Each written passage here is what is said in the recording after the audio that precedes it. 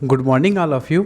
जैसा कि पिछले वीडियो में हम क्या पढ़े थे, वहाँ पे सर्वांग समता के बारे में पढ़े थे, कॉन्ग्रुएंसी के बारे में पढ़े थे, जहाँ पर हम त्रिभुज की कॉन्ग्रुएंसी यानी कि ट्रायंगल की कॉन्ग्रुएंसी के बारे में पढ़े थे और कॉन्ग्रुएंसी होने के यानी कि समरूप सर्वांगसम होने की शर्तों के बारे में पढ़ चुके थे।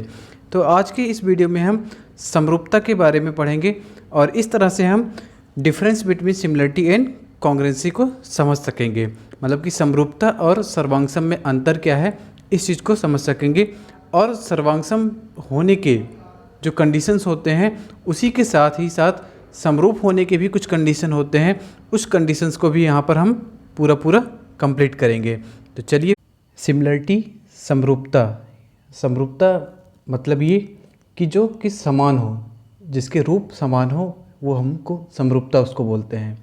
अब ज्यामिति में क्या होता है कि जिसके आकार समान होते हैं, लेकिन अगर हम उसके माप की बात करें तो माप में वो डिफरेंस होता है। जैसे आकार की अगर हम बात करें तो ये भी रेक्टेंगल दे रखा है और ये भी रेक्टेंगल दे रखा है, तो ये आकार में तो दोनों ही रेक्टेंगल हैं, लेकिन अगर हम इसके माप की बात करें तो इसके माप में अंतर है। तो इसी तरह से हम इसी चीज़ को हम समरूपता कहते हैं। मतलब कि वो दो आकृतियाँ जो माप में समान नहीं होती किंतु आकार में समान होती है, उसी को हम समरूपता बोलते हैं। यानी कि उन दोनों आकृतियों को हम समरूप बोलते हैं, वो एक दूसरे के समरूप होते हैं। अब जैसे यहाँ पर हम इस सर्किल की बात करें, इस सर्किल में क्या दे रखा है, अगर इस सर्किल को हम देखें तो जैसे मान लें कि ये सर्किल भी रेड है और ये भी रेड कलर में है, दोनों ही रेड कलर में है, ठीक, और दोनों ही सर्किल हैं। लेकिन अगर इसकी हम माप की तुलना करें तो इस माप की तुलना करने पर यह पता चलता है कि इनके माप में डिफरेंस है, लेकिन इनके जो रूप हैं, रूप क्या है, समान है, और इसी तरीके को हम समरूप बोलते हैं। और इन्हीं आकृतियों को ज्यामिति में हम समरूपता बोलते हैं, ठीक। अब इस त्रिभुज की बात करें तो त्रिभुज में भी सेम ऐसे ही कंडीशंस। त्रिभुज में, इस त्रिभुज में भी 3 भुजाएं 3 कोण और 3 शीर्ष, इस त्रिभुज में भी 3 भुजाएं 3 कोण और 3 शीर्ष दे रखा हुआ है। दोनों ही आकृति क्या है, त्रिभुज है, लेकिन अगर दोनों त्रिभुज के हम माप की बात करें तो इसके माप में हमको डिफरेंट मिलेगा, यानी कि इसके माप अलग अलग होंगे, ठीक, लेकिन आकार में क्या है, सेम है। तो ये दोनों त्रिभुज एक दूसरे के समरूप कहलाएंगे। तो ये तो बात हुई समरूपता की, लेकिन समरूपता के कुछ कंडीशन होते हैं कि समरूपता किस कंडीशंस को फॉलो करके, यानी कि कोई भी त्रिभुज, अब अगर हम आगे पढ़ेंगे तो त्रिभुज की समरूपता के बारे में पढ़ेंगे। अब त्रिभुज या बहुभुज किस समरूप कहे जाने के कुछ कंडीशन होते हैं ज्यामिति में। जैसे कि पहला दे रखा है कि उनके संगत कोण आपस में बराबर हों, और दूसरा है कि उनकी संगत भुजाओं की लंबाइयाँ अनुपातिक हों। अब संगत भुजाएं और संगत कोण, इसके पिछले यानी कि जब हम सर्वांगसम पढ़ा रहे थे तो वहाँ पर हमने बता रखा था, ठीक। अब जैसे संगत की बात करें तो संगत का मतलब क्या है, ये जो रेक्टेंगल है, ये लाइन, ये वाली लाइन इस लाइन के क्या होगा, संगत होगा, ये लाइन इस लाइन के संगत होगी, ठीक। अगर हम इस त्रिभुज में कोण की बात करें तो ये कोण, ये वाला कोण इस कोण के संगत होगा। तो कह रहा है कि जो संगत कोण हैं, यानी कि कोण का आपस में बराबर होना जरूरी होता है। और अगर हम भुजाओं की बात करें तो उनकी जो भुजाएं हैं वो अनुपातिक होनी चाहिए। तो इस तरह से ये समरूपता की कंडीशंस को फॉलो करते हैं। नेक्स्ट, अब हम त्रिभुज की समरूपता की बात करेंगे कि किसी त्रिभुज की समरूपता के कंडीशंस क्या होते हैं, ठीक। तो चलिए देखते हैं।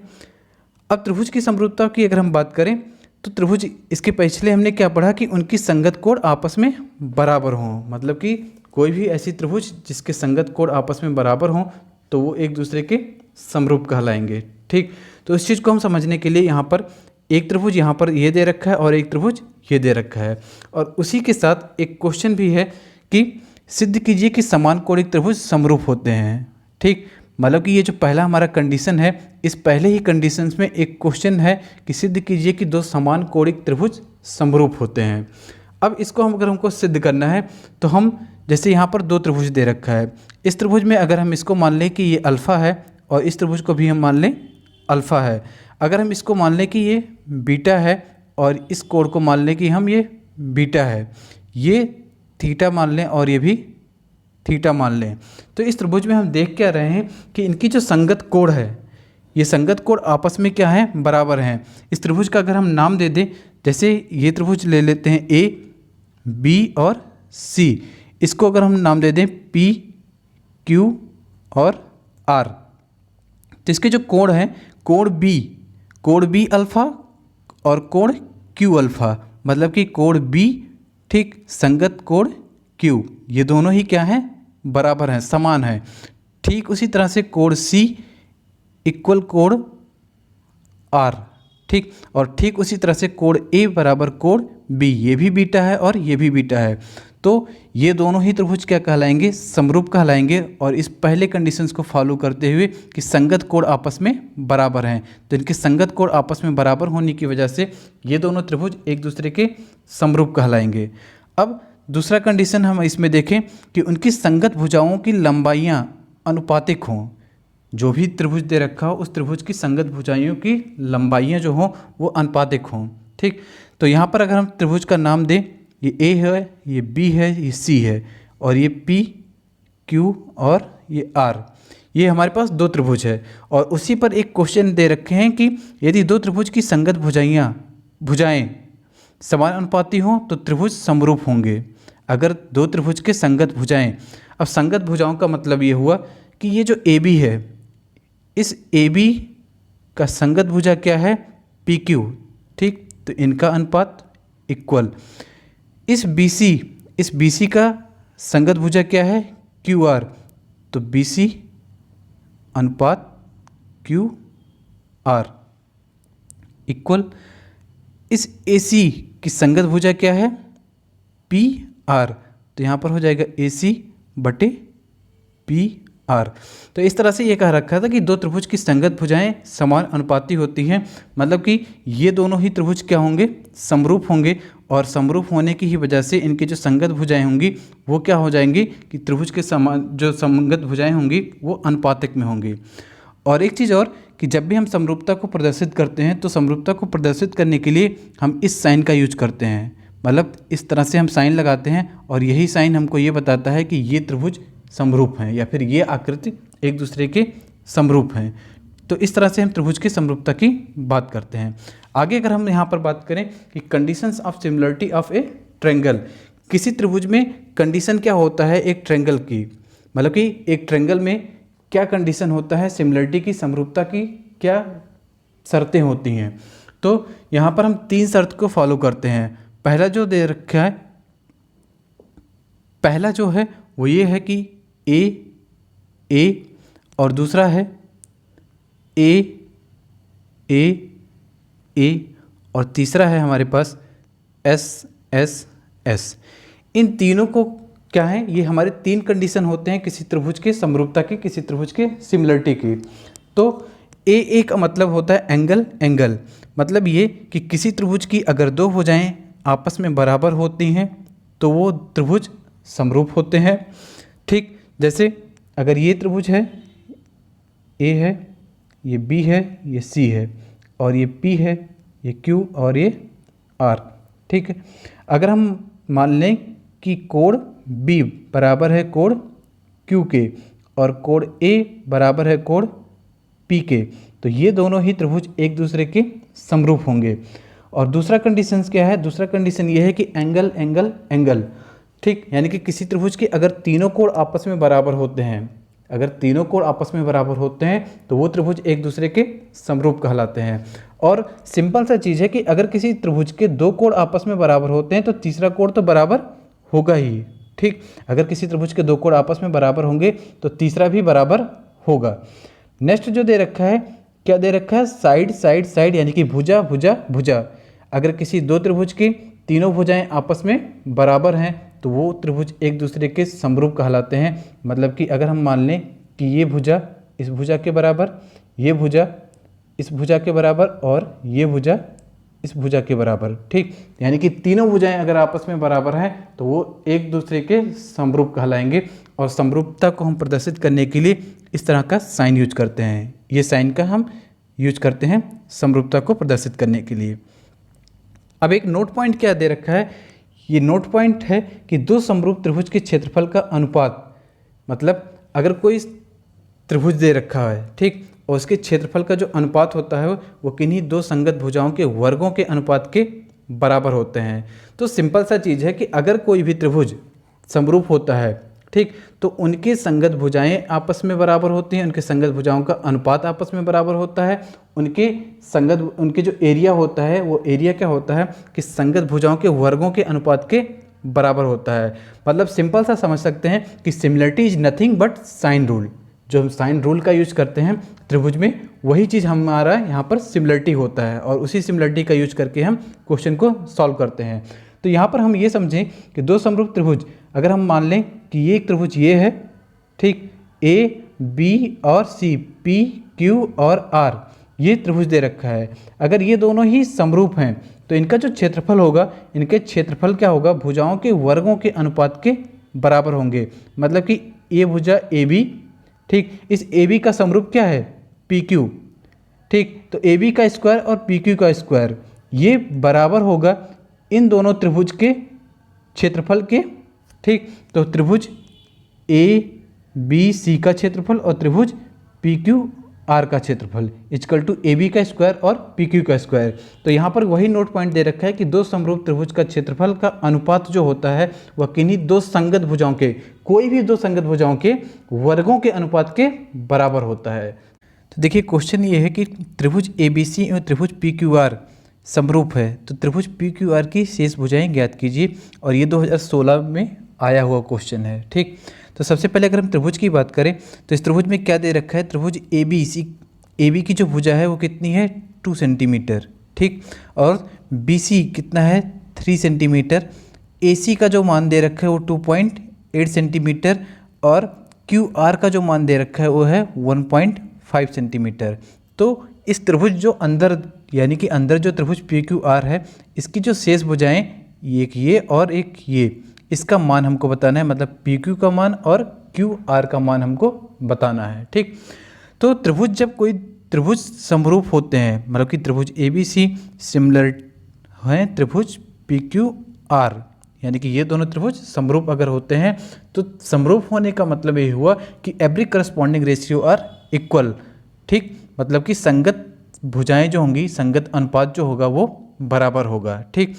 तो ये संगत अनुपात बराबर होने का मतलब हुआ कि ए बी का संगत अनुपात पी क्यू, तो ए बी बटे पी क्यू बराबर बी सी बटे क्यू आर बराबर ए सी बटे क्यू आर, ठीक, क्योंकि इसके संगत अनुपात जो होते हैं वो आपस में बराबर होते हैं। अब हम क्या करेंगे, इसके मान को रखेंगे। ए बी की वैल्यू कितनी दे रखी है, ए बी इक्वल टू कितना है, 2 सेंटीमीटर, तो ये हो गया 2 सेंटीमीटर, ठीक। A B upon P Q, P Q हमको पता करना है, तो ये हो गया पी क्यू। और संगत भुजाएं बराबर होती हैं, ठीक। तो कोई भी दो, चाहे हम बी सी बटे क्यू आर ले लें या फिर ए सी बटे पी आर ले लें। तो ए सी बटे पी आर अभी हम इसलिए नहीं ले सकते क्योंकि हमको पी आर की वैल्यू भी नहीं पता है, ठीक है। तो हम यहाँ पर क्या ले रहे हैं, बी सी बटे क्यू आर, ठीक। और बी सी की वैल्यू कितनी दे रखी है, 3 सेंटीमीटर, और क्यू आर की वैल्यू कितनी दे रखी है, 1.5 सेंटीमीटर। तो हमको पी आर निकालना है, क्रॉस मल्टीप्लाई करेंगे तो कितना हो जाएगा, 3p क्यू इक्वल टू 1.5 में 2 का मल्टीप्लाई करेंगे तो कितना हो जाएगा, 3। तो क्यू आर कितना हो जाएगा, 3 से 3 कैंसिल, मतलब कि ये हमारा जो पी क्यू है, सॉरी ये हमारा जो पी क्यू है, इस पी क्यू की वैल्यू कितनी आ जाएगी, 1 सेंटीमीटर। तो हमको क्या मिल गया कि ये जो हमारा पी क्यू है ये 1 सेंटीमीटर हो गया। एक भुजा हमको पता चल चुका, ठीक।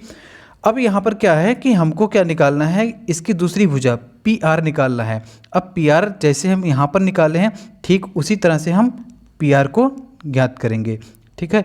तो अब हम यहाँ पर क्या करते हैं, किसी दूसरी भुजा के अनुपात को लेते हैं। अब कोई भी दो भुजा हम ले सकते हैं, तो हम इसी को लेते हैं क्योंकि हमको पी क्यू की वैल्यू 1 मिल गया है और 1 के साथ कैलकुलेशन करना थोड़ा इजी होगा।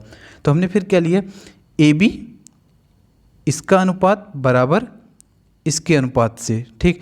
तो अगर हम इसको हम लेते हैं तो ए बी की वैल्यू कितनी, 2, और पी क्यू का मान पता चल चुका है कितना, 1। तो 2/1 बराबर ए सी का मान कितना दे रखा है, 2.8 सेंटीमीटर। और उसके बाद क्या दे रखा है, पी आर, और यही हमको पी आर निकालना है, ठीक है। तो अब हम पी आर है, अब हम इस पी आर का क्रॉस मल्टीप्लाई 2 के साथ करेंगे तो ये हो जाएगा 2pr इक्वल 1.28 का 1 के साथ मल्टीप्लाई करेंगे तो ये हो जाएगा सॉरी 2.8 का 1 के साथ मल्टीप्लाई करेंगे तो 2.8। पी आर निकालना है। पी आर निकालने का मतलब ये हुआ कि अब हम इसको डिवाइड करेंगे। तो अगर हम यहाँ पर देखें, इसको हम यहाँ पर डिवाइड करते हैं, ठीक है, तो ये हो जाएगा हमारे पास पी आर इजकल टू 2.8/2। तो यहाँ पर काटेंगे 2 1 जा 2, 2 4 जा 8, तो हमारे पास मिलेगा क्या, पी आर की जो वैल्यू मिलेगी वो 1.4। तो इस तरह से क्वेश्चन आते हैं डीएलएड में, और इस तरह के क्वेश्चन पूछे जाते हैं समरूपता पे। तो कि इसकी भुजाएं ज्ञात करो, जब दो त्रिभुज दे रखा हो तो उसकी भुजाएं, उसके एंगल, ठीक, समरूपता के कंडीशंस के अकॉर्डिंग, ठीक है। तो यहाँ पर हमको क्या मिल गया कि इसका जो वैल्यू है पी आर वो कितना मिल गया, 1.4 सेंटीमीटर। तो इस तरह से हम नेक्स्ट क्वेश्चन ये दे रखा है कि किसी त्रिभुज ए बी सी और त्रिभुज पी क्यू आर में उनकी भुजाएं क्रमशः ए बी, ये ए बी है, ठीक है, A B 3 centimetre, B C 5 centimetre, C A 4 centimetre, P Q 7 centimetre, P R 6 centimetre, Q R 8 centimetre. तो हमको ये देखना है कि ये त्रिभुज समरूप है या नहीं। तो जैसा कि त्रिभुज में ये पूरा ए बी हो गया 3 सेंटीमीटर, बी सी ए हो गया 5 सेंटीमीटर, ए सी हो गया 4 सेंटीमीटर, पी क्यू है 7 सेंटीमीटर, पी आर जो है वो 6 सेंटीमीटर और क्यू आर जो दे रखा है वो 8 सेंटीमीटर। तो हमको ये चेक करना है कि ये दोनों त्रिभुज समरूप हैं कि नहीं है। अब अगर ये हम मान लेते हैं कि समरूप है, तो समरूप होने पर क्या होता है कि इसके संगत भुजाओं का अनुपात बराबर होना चाहिए। अब संगत भुजाओं का अनुपात कैसे करते हैं, थोड़ा सा ध्यान दीजिएगा।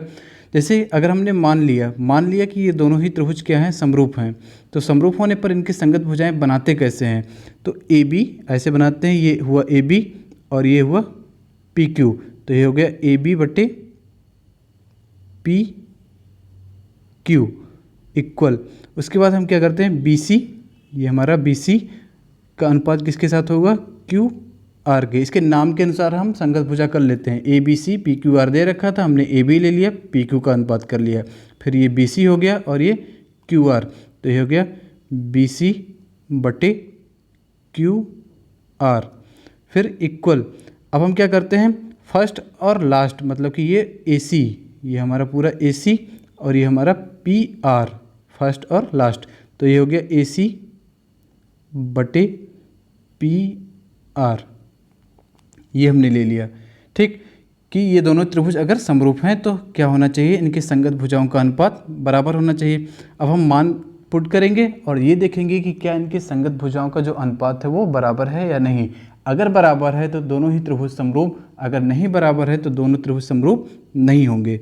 तो अगर हम यहाँ पर देखें ए बी की वैल्यू कितनी दे रखी है, 3 सेंटीमीटर, तो ये हुआ 3/7, पी क्यू की value 7 centimetre equal, B C कितना दे रखा है 5 सेंटीमीटर, तो होगा 5, क्यू आर कितना है 8 centimetre equal, A C is equal to कितना है, ये हो गया 4 और पी आर कितना है 6 सेंटीमीटर। तो अगर हम ऐसे ही देखें 7/3 को सॉल्व करें, 5/8 को सॉल्व करें, 4/6 को सॉल्व करें, तो इनके रेशियो कभी कहीं भी इक्वल नहीं दिख रहे हैं, मतलब कि ये इनका जो अनुपात हो रहा है ये अनुपात बराबर नहीं दिख रहा है। अगर हम 3/7 को सॉल्व करेंगे तो उसकी वैल्यू अलग होगी, 5/8 को सॉल्व करेंगे उसकी वैल्यू अलग होगी, 4/6 को सॉल्व करेंगे उसकी वैल्यू अलग होगी। तो मतलब कि इनका जो अनुपात हो रहा है वो अनुपात बराबर नहीं है। इसी वजह से ये जो त्रिभुज ए बी सी और पी क्यू आर है ये समरूप नहीं होंगे।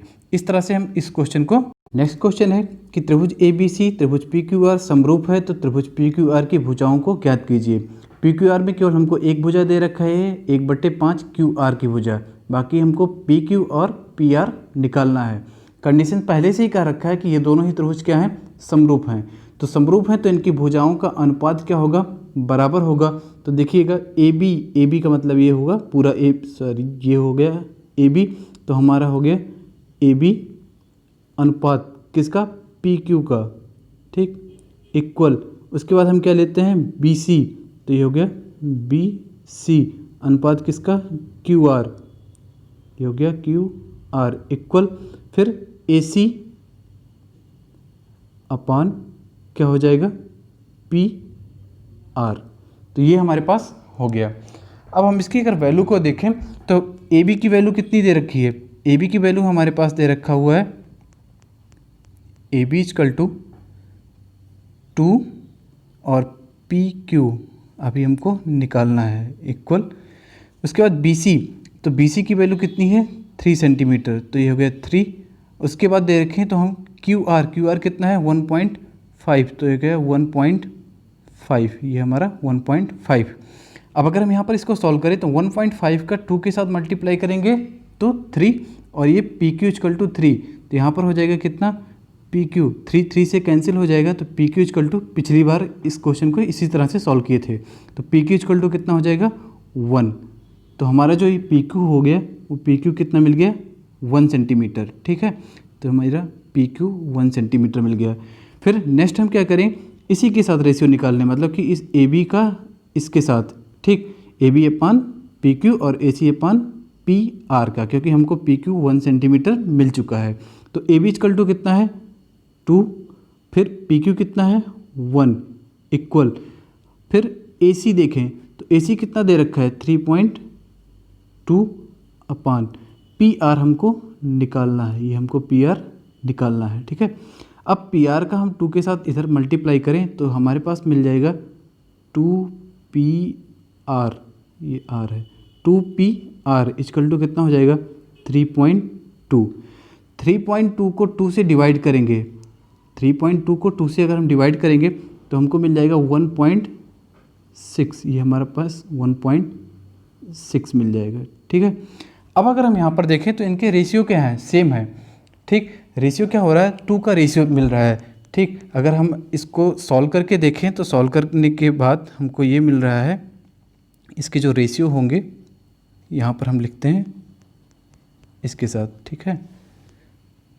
देखिए रेशियो ए बी की वैल्यू कितनी दे रखी है 2, पी क्यू की value 1 equal to B C हमको कितना मिला 3, क्यू आर कितना है 1.5 इक्वल टू ए सी हमारे पास कितना ये हुआ 3.2, तो ये हो गया 3.2। उसके बाद क्या दे रखा है पी आर, तो पी आर हमने निकाला ये 1.6, तो ये हमारे पास हो गया 1.6। तो हम देखें तो रेशियो क्या हमको मिल रहा है, सेम मिल रहा है। ये हमारे पास 2 हो गया, ये भी 2 हो गया। 3 अपान 1.5 को जो सॉल्व करेंगे तो 1.5 अपान 10 यानी कि ये हो जाएगा, ऊपर जाएगा तो ये हो जाएगा 13, और 15 टू जा 13, मतलब ये हमारे पास ये भी 2 आ जाएगा। उसके बाद यहाँ पर पॉइंट कैंसिल, 16 1 जा 16, 16 2 जा 32, तो ये भी 2, ये भी 2 और ये भी 2, यानी कि इसके जो अनुपात आए, इनके जो रेशियो आया वो रेशियो क्या हुए, बराबर हुए। तो इस तरह से ये दोनों ही त्रिभुज क्या हो जाएंगे, समरूप हो जाएंगे। देखिए नेक्स्ट क्वेश्चन दे रखा है कि त्रिभुज ए बी सी और त्रिभुज पी क्यू आर समरूप है, तो x और y का मान ज्ञात कीजिए। तो यहाँ पर हमने ये त्रिभुज पी क्यू आर और ये त्रिभुज ए बी सी और इसके वैल्यू दे रखे हैं, ठीक। तो अगर दोनों ही त्रिभुज समरूप होंगे तो ए बी का अनुपात पी क्यू के अनुपात और बी सी का अनुपात क्यू आर के अनुपात, ए सी का अनुपात पी आर के अनुपात के बराबर होना चाहिए। तो ए बी का अगर हम मान देखें तो ए बी का मान कितना दे रखा है x, ये x हो गया। पी क्यू, तो पी क्यू का मान कितना दे रखा है 3 सेंटीमीटर इक्वल, हम इसका इन दोनों का लेते हैं, ठीक है, इन दोनों का इक्वेशन बना रहे हैं।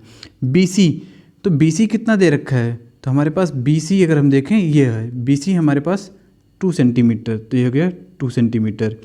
क्यू आर कितना दे रखा है 3 सेंटीमीटर, ये हमारे पास क्यू आर 3 सेंटीमीटर, ठीक। अब यहाँ पर अगर हम चाहें तो एक साथ सॉल्व कर सकते हैं, यहाँ पर भी 3 है, यहाँ पर भी 3 है, ठीक। तो हम डायरेक्ट ऐसे ही बता सकते हैं, लेकिन चलिए ठीक है, इसको हम क्रॉस मल्टीप्लाई करते हैं। तो x के साथ इसके साथ क्रॉस मल्टीप्लाई, ये इसके साथ क्रॉस मल्टीप्लाई, तो ये हो जाएगा 3x इक्वल टू 3 2 जा 6, तो x इक्वल टू कितना 3 1 जा 3, 3 2 जा 6, तो हमारे पास x कितना आ गया 2। हम यहाँ पर इसको डायरेक्ट भी बता सकते थे, ये 3 से cancel, x equal to 2, direct ही भी हम इसको बता सकते थे। तो हमारे पास जो x का मान आया, ये हमारे पास जो x है, ये x का मान 2 आ गया, ये भी 2 मिल गया, ठीक।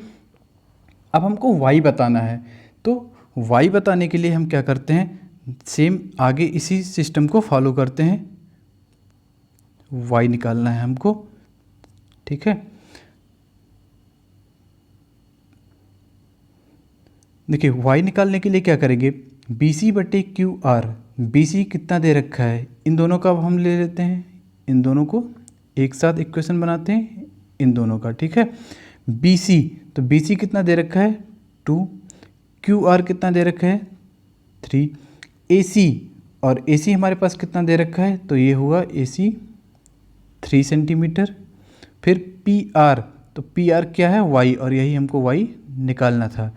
अब इसका हम क्रॉस मल्टीप्लाई करेंगे तो ये हो जाएगा 2y इजकल टू 3 3 जा 9, तो ये y इजकल टू कितना आ जाएगा, y इजकल टू हमारे पास मिल जाएगा 9/2, तो हमारे पास y की वैल्यू कितनी आ जाएगी 9/2। अगला क्वेश्चन दे रखा है कि त्रिभुज ABC और त्रिभुज PQR समरूप है यदि BC बराबर 2 सेंटीमीटर। ये त्रिभुज ABC हो गया, ABC, ये त्रिभुज ABC हो गया, और ये त्रिभुज PQR हो गया। BC की वैल्यू 2 सेंटीमीटर, AB बराबर 8 सेंटीमीटर, QR बराबर 3 सेंटीमीटर। तो हमको PR बताना है, हमको इसकी वैल्यू बताना है, ये PR की वैल्यू, ठीक, ये PR कितना होगा हमको ये बताना है। तो हमको पता है कि त्रिभुज समरूप है, तो समरूप है यानी कि मतलब ये कि इसके अनुपात जो होंगे, संगत भुजाओं का जो अनुपात होगा वो बराबर होगा। तो हम यहाँ पर इन दोनों भुजाओं के अनुपात ले रहे हैं, AB/PQ। तो AB की वैल्यू कितनी दे रखी है, AB की वैल्यू हमारे पास 3 सेंटीमीटर दे रखा है, तो ये हो गया 3। उसके बाद PQ हमको निकालना है, तो ये PQ इजकल टू BC हमारे पास कितना दे रखा है, तो हमारे पास BC जो है वो है 2 सेंटीमीटर। QR, तो QR कितना है 3 सेंटीमीटर। क्रॉस मल्टीप्लाई करेंगे तो ये हो जाएगा 2PQ इजकल टू 3 3 जा 9, और तो फिर यहाँ पर हो जाएगा PQ इजकल टू 9/2, और 9/2 को अगर हम डिवाइड करें, सॉल्व करें आगे, तो ये हमारे पास मिल जाएगा 4.5। तो इस तरह से हमारे पास जो PQ की वैल्यू आएगी वो हो जाएगी 4.5, और ये ही हमारा आंसर होगा। तो इस तरह से DLED में क्वेश्चन पूछे जाते हैं, और हमको बस ये देखना है कि समरूप होने पर क्या करेंगे, और समरूप होने के कंडीशन क्या है, किसी त्रिभुज के समरूप होने के कंडीशन क्या है। आई होप आपको ये सारी चीज़ें अभी तक समझ में आई होंगी। नेक्स्ट क्वेश्चन जो दे रखा है कि त्रिभुज ABC में CAB जो दे रखा है वो 45, और इसी त्रिभुज का एक बाह्य कोण दे रखा है ACD, और ACD की जो वैल्यू दे रखी है वो है 105। तो हमको x और y का मान ज्ञात करना है कि इस त्रिभुज में x का और y का मान क्या होगा। तो हमको पता होना चाहिए कि किसी त्रिभुज का जो बाह्य कोण होता है वो अपने अंतः कोण के योगफल के बराबर होता है। तो ये जो बाह्य कोण दे रखा है, ये हमारा जो बाह्य कोण है, इसका अंतः कोण क्या होगा, कोण ये और कोण ये, मतलब कि कोण A प्लस कोण B, ठीक। कोण A प्लस कोण B का मान जो होना चाहिए वो 105 के बराबर होना चाहिए। तो यहाँ पर हम क्या करेंगे, त्रिभुज का बाह्य कोण अपने अंतः कोण के योगफल के बराबर होता है, तो ये हो जाएगा x प्लस 45 इजकल टू 105। अब x की वैल्यू निकालना, 45 को उधर भेजेंगे तो ये हो जाएगा 105 माइनस 45, यानी कि x इजकल टू कितना हो जाएगा 16। तो हमको जो x निकालना था वो x कितना आ गया 16। y निकालने के लिए हमको ये पता है कि ये जो दे रखा है लाइन वो पूरा एक लाइन है, और एक लाइन 180 ड्रा करता है।